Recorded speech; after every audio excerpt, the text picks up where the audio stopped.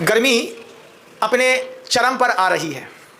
आपके नगर में मुनि महाराज का चौका लग रहा होगा। 15, 20, 25 की संख्या में मुनि महाराज हो सकते हैं, 6, 7 भी हो सकते हैं। आदि का संघ बड़ा हो सकता है, सामाजिक व्यवस्थाएं भी बड़ी हो सकती हैं। इन सब चीज़ों में जैसे जैसे सूर्य की प्रखर किरणें धरती पर पड़ती हैं, धरती गर्म होती है। आपने चौका लगाया होगा अपने घर में, मंदिर से आपका घर 1.5 किलोमीटर दूर होगा। आप पहले गाड़ी से नाप लीजिए, नापने के बाद मुनि महाराज का परगाहन हो तो फिर बोलिए, महाराज जी मन शुद्धि, वचन शुद्धि, काय शुद्धि, आहार जल शुद्ध है, चौका 1.5 किलोमीटर दूर है। ये पूरी दुनिया को बात गंभीरता के साथ देखना है, क्योंकि महाराज का परगाहन करने के बाद एक आदमी आगे जाता है, बाकी लोग गाड़ी में बैठ करके घर पहुंच जाते हैं। फिर आप साधु के साथ छाता ले जाना भी भूल जाते हैं।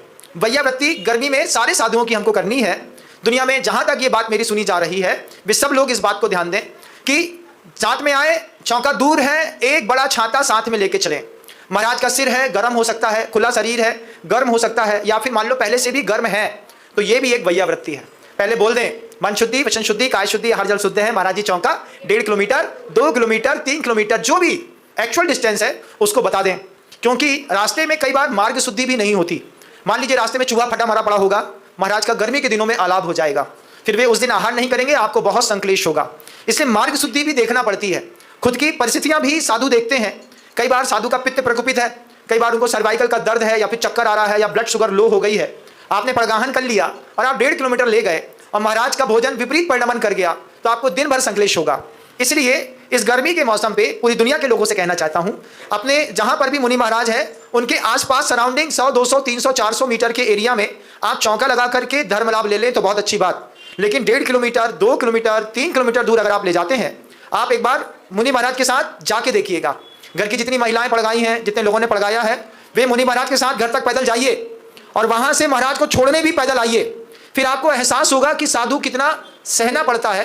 तो ये थोड़ा बहुत आप इस तरीके से विचार करेंगे तो बहुत सारे मुनि महाराज की, आरिकाओं की, छुल्लक की, एल्लक की आप अच्छी निर्दोष वैयावृत्ति करेंगे। इसका प्रभाव मिलेगा अगली पर्याय में, कामदेव का शरीर मिलेगा और बद्ध वसम नाराज सहनन मिलेगा।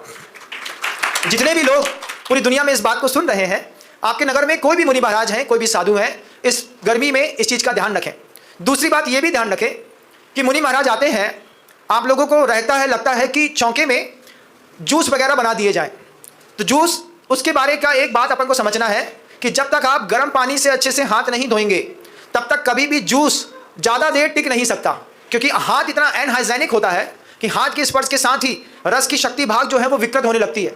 तो कई बार आप अच्छी भक्ति करते हैं, लेकिन उस भक्ति में पता ही नहीं कि अनार का जूस कड़वा हो गया, गाढ़ा हो गया, काला हो गया।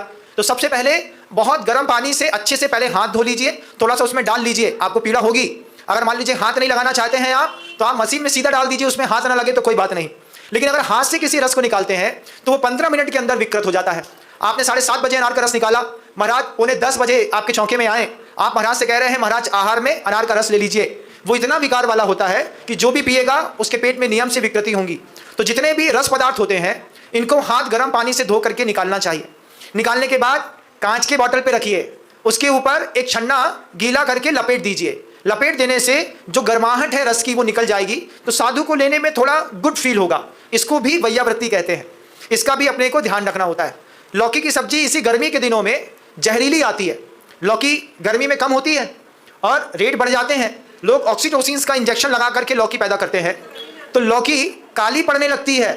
काली लौकी पेस्टिसाइड वाली ऑक्सीटोसिन की होती है जो जहरीली होती है, तो आपको काली लौकी नहीं खिलानी है। इसका भी आप लोगों को ध्यान रखना होगा। साथ ही साथ ये भी ध्यान रख लीजिएगा, चावल जो होता है, आपने चौका लगाया, सबसे पहले चावल बना दिया, खोल करके दूसरे डिब्बे में रख दिया, वो चावल बिल्कुल ठंडा हो गया। रूक्ष चावल जो होता है, ठंडा चावल जो भी खाएगा उसके शरीर में नियम से वात विकार होगा। तो चावल हमेशा गर्म खाया जाता है। जब आप पूरा भोजन बना लें, लास्ट में चावल का कुकर लगाएं। चावल के कुकर को लगाते वक्त ही उसमें घी डाल दें।